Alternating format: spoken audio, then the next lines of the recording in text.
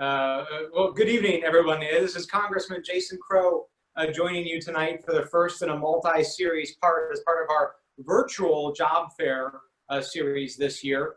You know, last year we actually held the first 6th congressional district job fair where over 1,000 job seekers showed up and over 60 employers and numerous people were connected with employers and either got new jobs or different jobs and were able to launch their careers in a new direction, and it was a great success.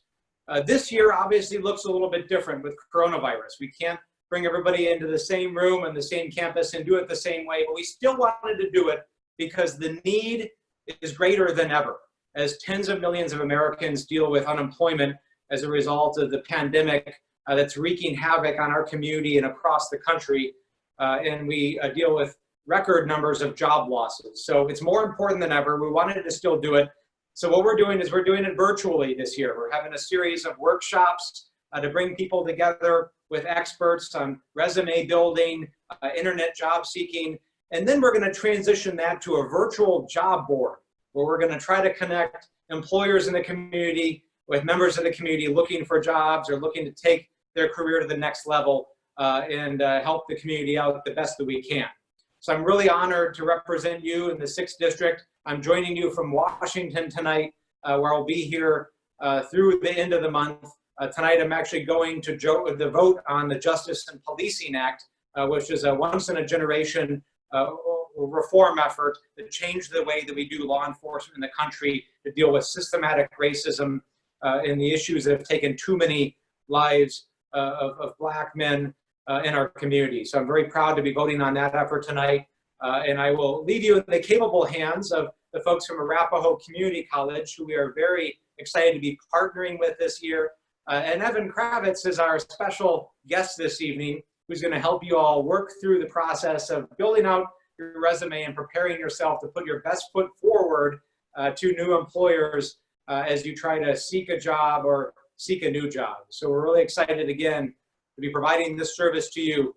And also please know that our office in Aurora stands by to help you and your family with issues that you might have with the federal government. So if you haven't got your stimulus check, if you're having issues working through IRS or Veterans Affairs or Social Security or anything involving a government agency, we have staff that are available in our office to help you and your family work through that. It's one of the most important things that I do as a member of Congress and that my team does.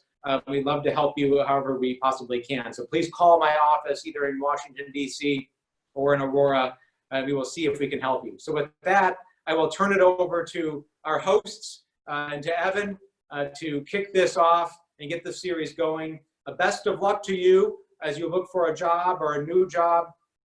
We are all in this together. We are in a very challenging time dealing with the pandemic, dealing with the economic downturn. But if we stick together as one, if we help each other out, we can get through this because Coloradans, Americans, and people of the 6th District, we are at our best when we come together, when we focus on what we have in common, and we help each other out. So with that, stay safe, stay healthy, everybody, and I hope to see you back in Colorado soon. Thank you, Congressman. I appreciate the invitation to be here. Yeah, I'm on. Okay. Thank you, Congressman. My name is Evan Kravitz, and I am a career and transfer advisor at Arapahoe Community College. And I cannot see my screen. Hang on a second here.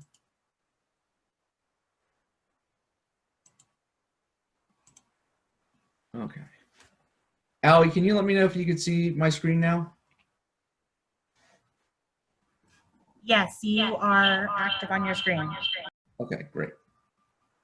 So again, my name is Evan Kravitz. I'm a career and transfer advisor at Arapahoe Community College. I'm really happy to be here tonight to present on some resume tips. When people find out that I'm a career advisor, they usually say, oh, you must love doing resumes, and I don't. Resumes are no fun, but I've learned a couple things over the years, some tips, some tricks, but some basic overall good practices with resumes and cover letters, and I'm going to share that with you tonight. I do want to say every career advisor has their own way of doing resumes. So what I'm going to share tonight is really the culmination of a lot of different tips and strategies and guidelines that I've gotten from a lot of different people. So again, I'm really happy to be here. And just so you know, I'm a career changer myself. I originally worked at CNN as a journalist from 1998 until 2005, and then again. And I got laid off from CNN and I didn't want to work in journalism anymore.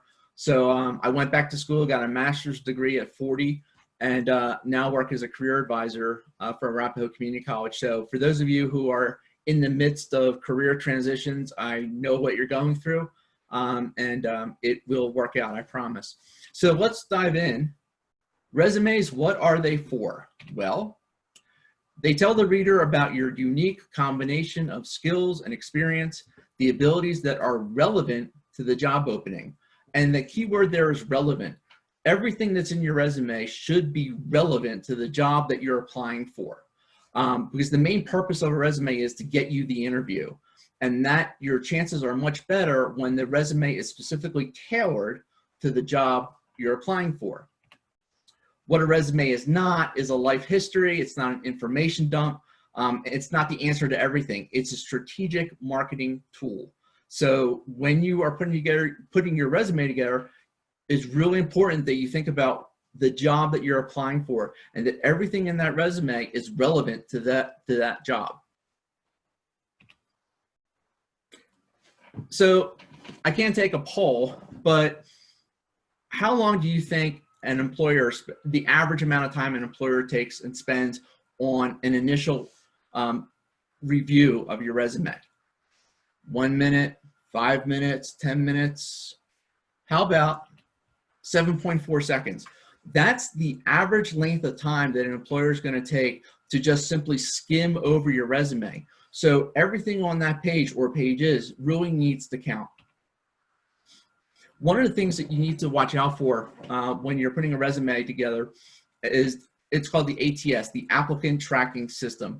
And a couple years ago, I had no idea what the Applicant Tracking System was. And I was sending out resume after resume after resume, and I was getting no traction, no callbacks. And finally, a friend told me about this software that a lot of human resource departments and a lot of employers use, so that instead of looking through 100, 200 resumes, the file that you submit with your application or that you email in is put through software called the Applicant Tracking System. And that software is designed or programmed to look for certain keywords. So if your resume doesn't have those keywords, if it's not tailored specifically to the needs of the employer, the Applicant Tracking System is going to gloss right over it. So it's really important when you're putting together a resume that you have the job posting right next to you, that you're using that extensively while you're putting together your resume. Some things to keep in mind for the applicant tracking systems. You obviously want to write and format with the ATS in mind. One of the questions I get often is, well, can I submit my resume as a PDF, or does it have to be submitted as a Word document? There was a time when PDFs, I think, weren't really getting scanned by the ATS. The ATS software had trouble with PDF documents. According to my research, that's not so much of a problem anymore. The safe bet is always a doc file, DOC. I like PDF because PDF locks in your formatting. So if you have a really intricate resume with different boxes and things like that, when the employer opens it up on their version of Microsoft Word, or maybe they're using Pages from Mac, there's a chance that the format is going to get all mixed up. If you save it as a PDF file, your formatting is locked in. So I'm a big fan of PDFs. Keywords, keywords, keywords. That's the way to get noticed by the ATS software. What are the keywords in the job description, and are they in your resume? Because that's what the ATS is looking for. Key skills, core competencies, areas of expertise. We're talking about hard skills, soft skills. Those are also great areas for getting those keywords in. ATS software has trouble with images, charts, and graphics. So if you can, it's better to avoid those in a resume. And avoid complex resume designs. A lot of people tend to use templates. Templates look great. but they make it real tough on you to change things around. So if you're going to stick strictly to that template and you're not going to move things around, you could probably get away with it. But if you want to have the freedom of moving things, repositioning things, then a template might not be the best bet for you. So again, I keep on emphasizing keywords. It's really important when you're looking at a job description like this sample one for a cybersecurity analyst that you're going through and you're looking specifically for what they're looking for. When I work with students of all different ages, I have trouble working or helping them with a resume if I don't have the job posting right next to me, because the job posting tells you everything. It's your roadmap. So even if a student doesn't know or doesn't have a specific job in mind, even if they can show me a couple of job descriptions for the industry, that still helps us get in the ballpark and helps us to see that key terminology. So really, when I'm going through a job posting, I'm highlighting or circling all the keywords that I see. So in this cybersecurity analyst job posting, I started going, okay, they investigate security events. So they want experience with different security software, okay? They want someone who knows how to analyze information and threats, how to evaluate security tools. This is important right here. They're looking for someone where one of the job duties is to improve the company's ability to detect and respond to malicious activity. That's something you should address in your cover letter, and you should make sure you can hit on in your resume. Other keywords here, forensic tasks. They want someone who can assess risks. So again, whatever the job description is, get the highlighter out and start highlighting the key words, the key skills that they're looking for, and make sure your resume and cover letter are speaking to that.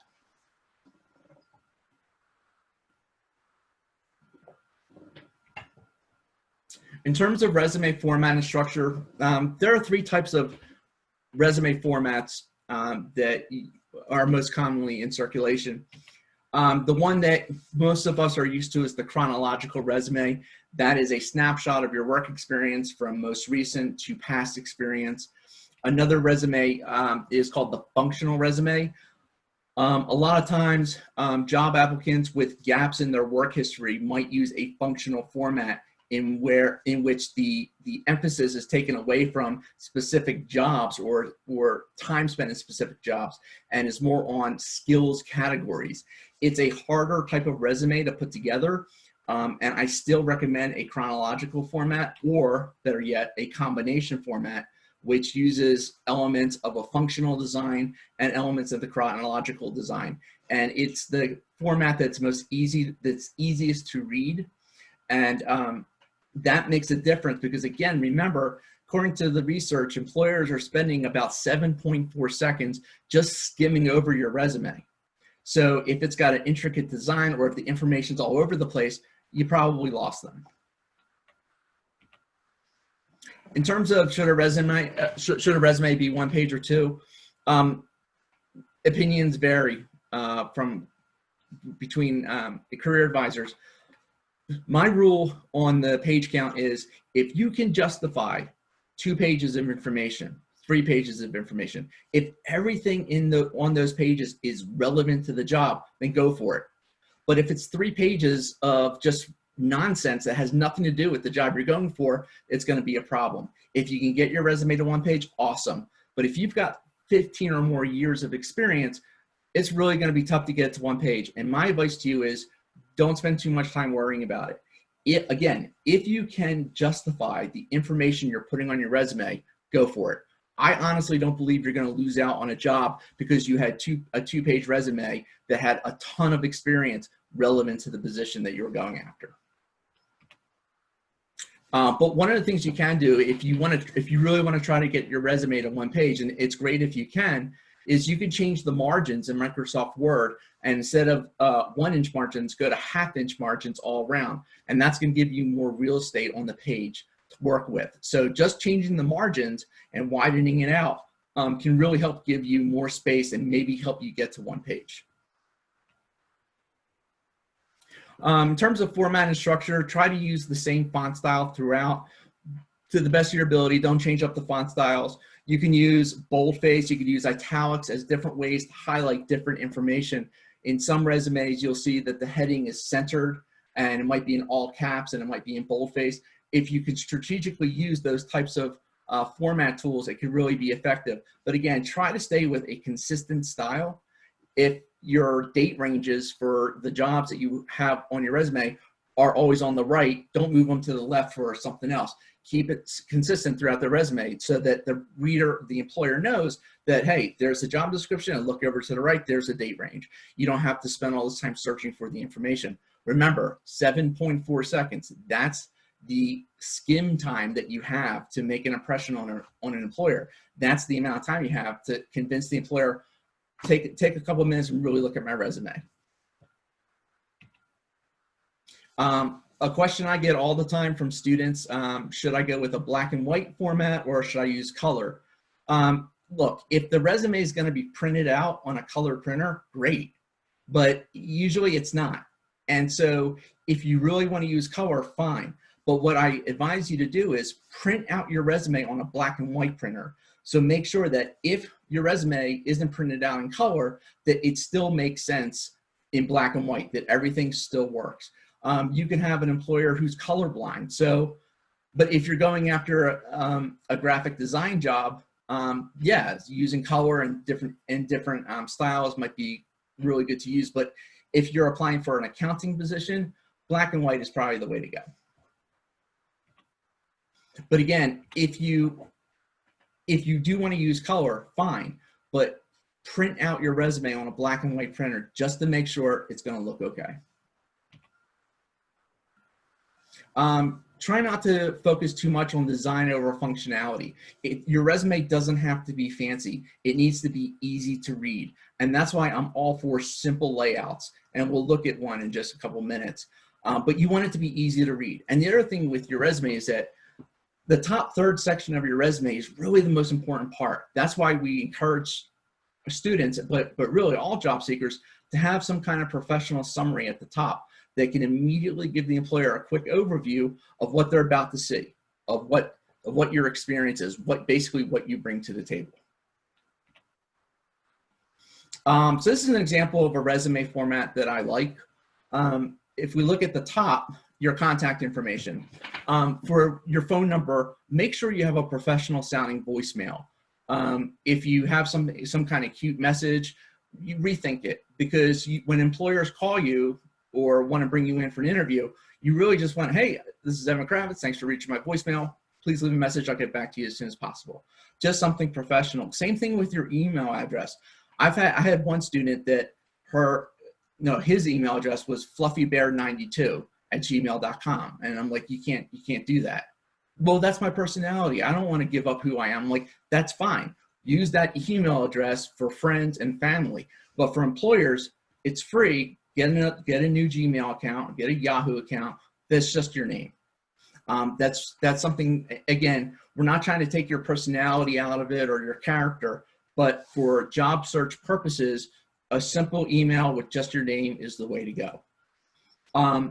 Putting a LinkedIn address is really good too. It shows a level of tech savviness that you might have, or shows that you're just not behind the times, that, hey, I understand social media. And really, and you'll get a presentation on LinkedIn, I think in another day or so. But LinkedIn is really important. So I highly recommend you adapting your resume for LinkedIn as well.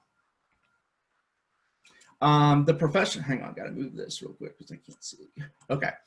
The professional summary should always be tailored to the employer's needs and contain lots of keywords. Now, if every resume that you're sending out is geared towards the telecommunications industry, you're not gonna have to do a whole redo on the resume for each job you apply for. You're definitely gonna wanna tweak it, but for the most part, you're not gonna have to redo your whole resume if you're staying within the same industry. I really like the professional summary on this resume. It reads, paralegal candidate with recent education and relevant experiences, over 17 years of extensive experience in sales, finance, real estate, government, higher education, customer service, insurance, and service environments. Self-starting, independent, take charge individual.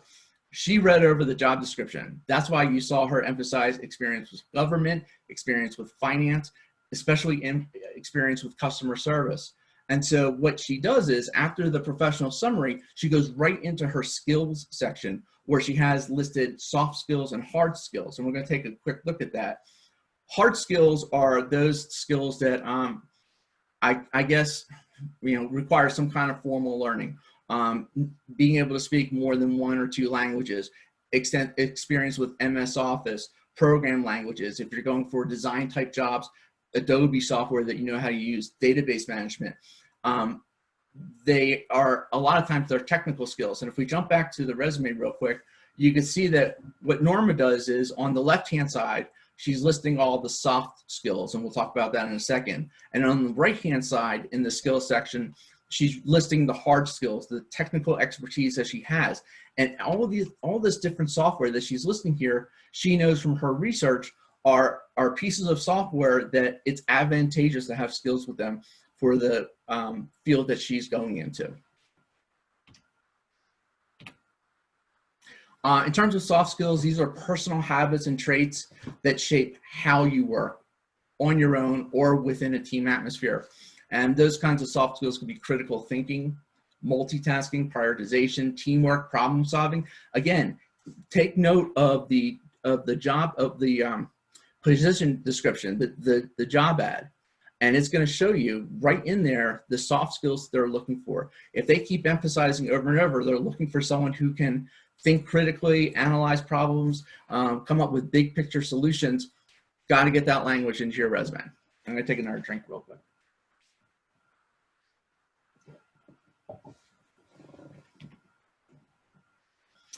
In terms of education, there's some, I think my opinion on this is a little bit different than others. The one thing that most career advisors agree on is, if you have a college education, there's no need to list high school anymore. Once you have college experience or a college education, that kind of takes over for high school. For career changers, I recommend putting education near the top, simply because if we go back to this example, Norma is applying for a paralegal position. And in the first sentence in her professional summary, she says, paralegal candidate with recent education and relevant experiences. So she's saying, I've just spent a year, 2 years, however long it takes, I've been knee deep in paralegal learning. And what she does is she puts her education near the top, because she wants to highlight really quickly that she's been immersed in paralegal studies for the last year, 2 years. And so she lists here the certificate that she's going after, her GPA, and then she lists the coursework. And you can see she's doing that because the paralegal type of work that she's going after is in real estate law, civil litigation, and she wants to show that, hey, I've taken classes on this. I have just learned all about this stuff. And so that's why she's putting education ahead of her professional work experience. Again, another career advisor might disagree with me and say, no, get that experience first. But she is, again, Norma is a career changer. She's going into the paralegal field.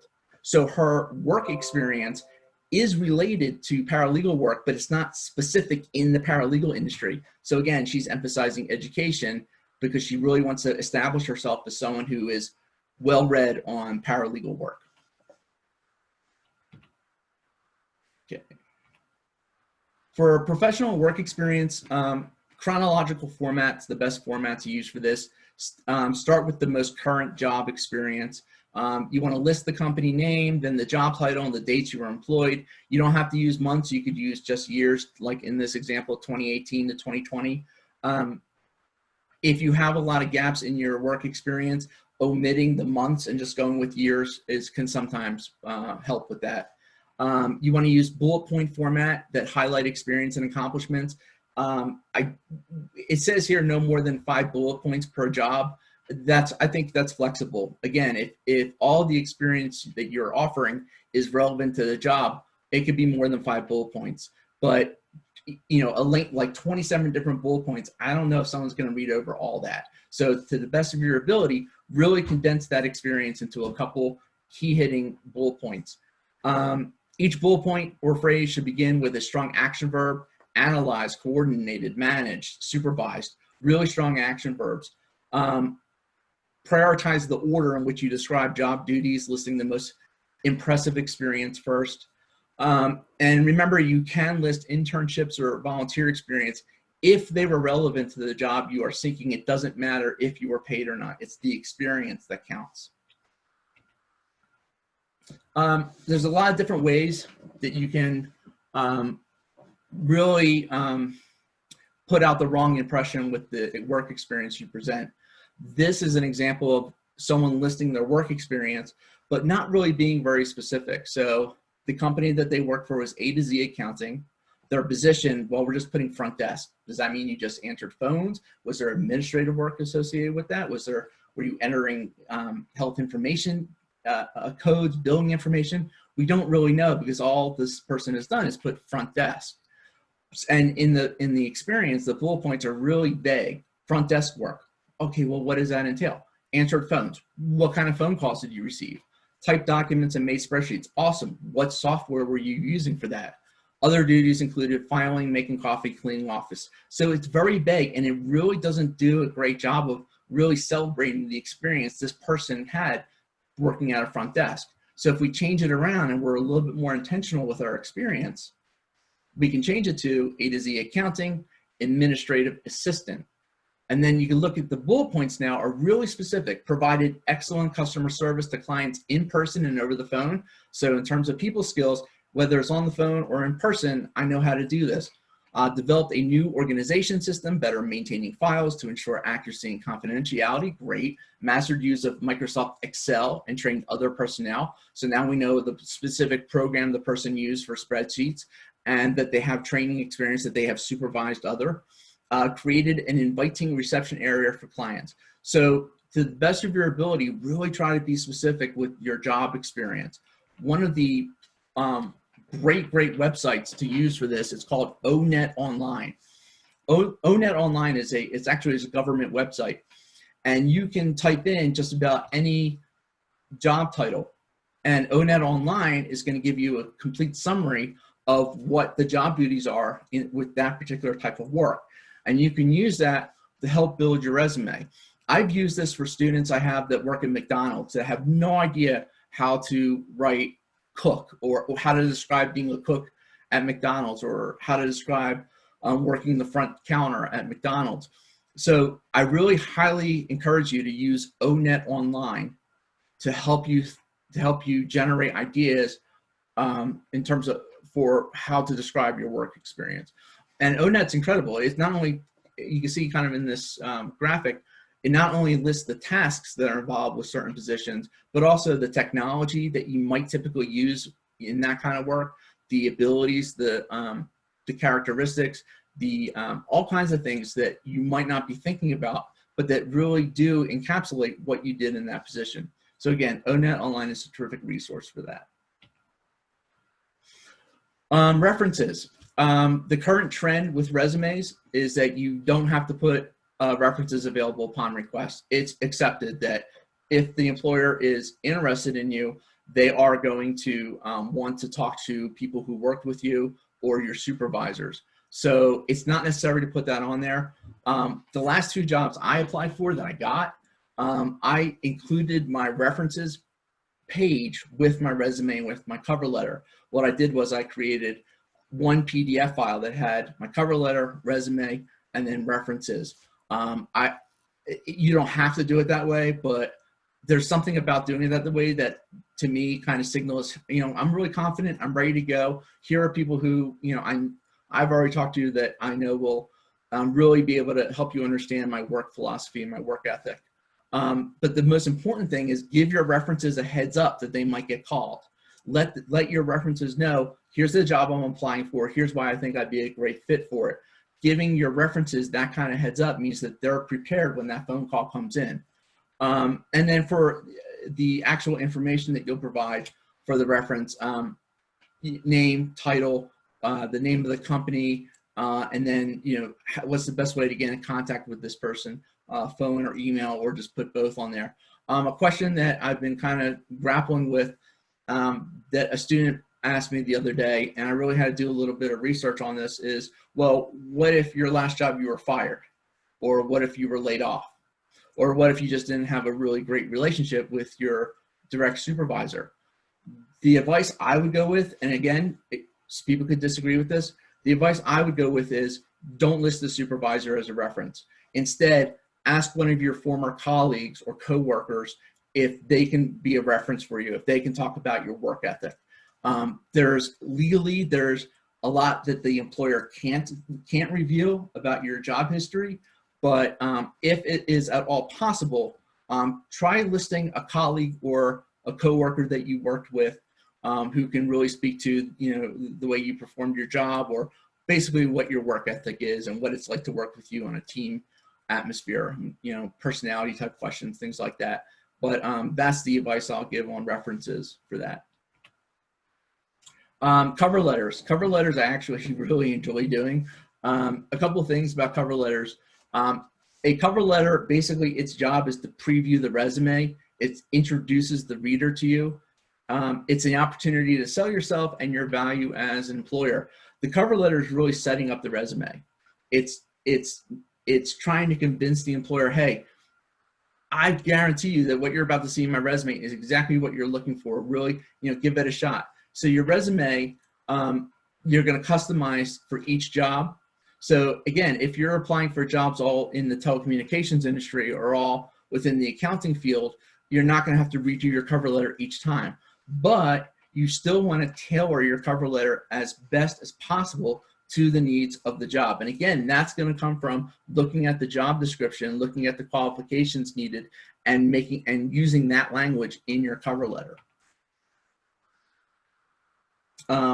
Also really important, the employer is going to look at the cover letter as an example of your writing. Can you put together a complete sentence? Can you convey a thought clearly and concisely? It's really important that when you're putting a resume together, cover letters and resumes together, proofread. Have a friend, have a spouse, have your child read over the resume and cover letter looking for grammatical mistakes. You will be judged on the quality of your writing.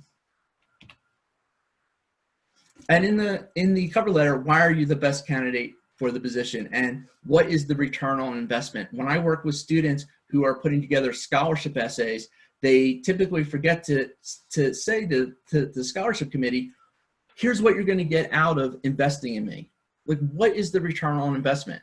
If you hire me, I'm going to contribute to the vision of this company and help take you to, the stated next goals for the next couple of years. It's really important, if you can, well, you should look at the company's website. What's their vision? What's their mission statement? What are their values? And how can you help support those values in that mission? So again, on just about every company website, there's going to be an About Us page. What's their history? What are their values? What's their mission? What's their philosophy? Get that into your cover letter and into your resume and show them how you can contribute to that. In terms of format for a cover letter, there's usually 3 paragraphs is the format for a cover letter. The first paragraph, who are you? What position are you applying for? Where did you learn about the position? And I usually like to include a sentence or 2 sentences, of, this position is not only a perfect match for my skills and abilities, but also matches my desire to be a part of a company with your type of growth plan. I'm making stuff up here, but some kind of attention-grabbing statement. Your second paragraph really is kind of the guts of the cover letter, and it's providing an overview of what you're going to see in your resume. I have students that make the mistake of, in their second paragraph, saying, well, in 1982, I did this, and then in 1985, I went here, but in 1997, I went back to here, and then, no. The second paragraph is really an overview of what they're about to see in the resume. Third paragraph, hey, I think I'd be a great fit for this. I hope to hear from you soon. It's really summing up your value, kind of re-encapsulating what you bring to the table, thanking the reader, taking the time to review your qualifications, and basically in that last paragraph, be bold and ask for the interview. I think this would be a dynamite position for me to work in, and I think I'd be exactly the type of candidate that can help bring your product to the next level. I'm making stuff up here. Would love to hear from you. Hope to hear from you soon. That's essentially your third paragraph. And so that's actually the end of my presentation. Again, resumes are no fun, but if you're applying for a number of different jobs within the same industry, you're not going to have to redo your resume from job to job. But if you're changing industries, you are going to need to tailor your resume and kind of rethink it. As I said in the beginning, my original career was in journalism at CNN. And then all these years later, I went back to school and wanted to work in higher education. So the resume that I used to get the job at CNN was no longer going to work for what I wanted to do now in higher education. But really, I just started moving things around. And that, like I said in the presentation, I moved education up because I really wanted to emphasize that, hey, I've got a master's degree in higher education, and I've been doing that for the last 2 years. So don't be afraid to move things around with your resume. Don't be afraid to be strategic. What is the job calling for? What are the employer's needs? And tailor your resume, your cover letter, all of it to the needs of the employer. I am more than happy to take any of your questions if you have them.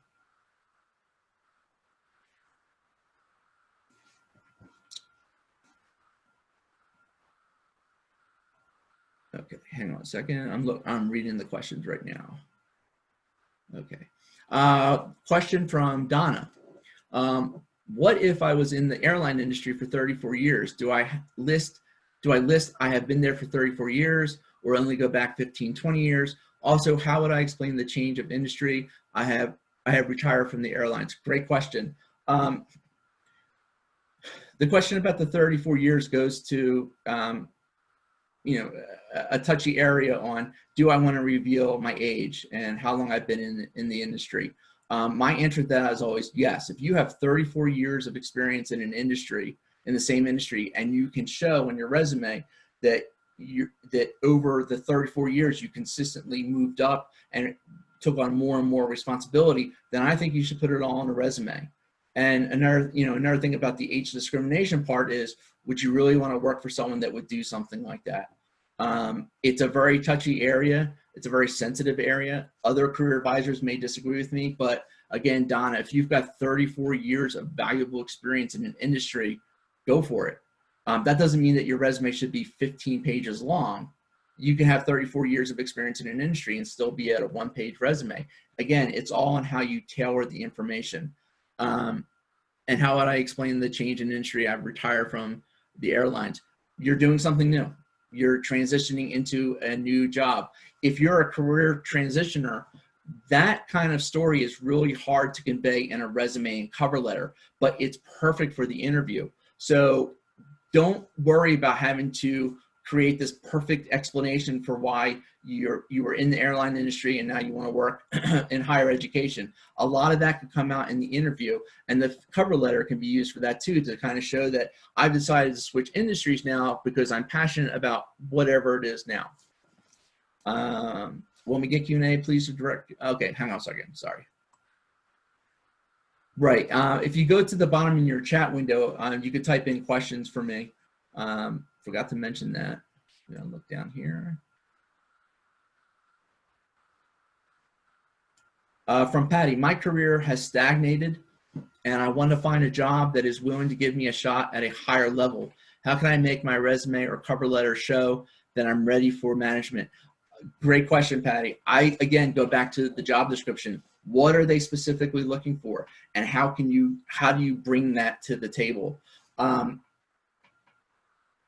just lost my train of thought. Hang on a second. I was just going back to this. If you want to get to a higher level, that's fine. I mean, that's great.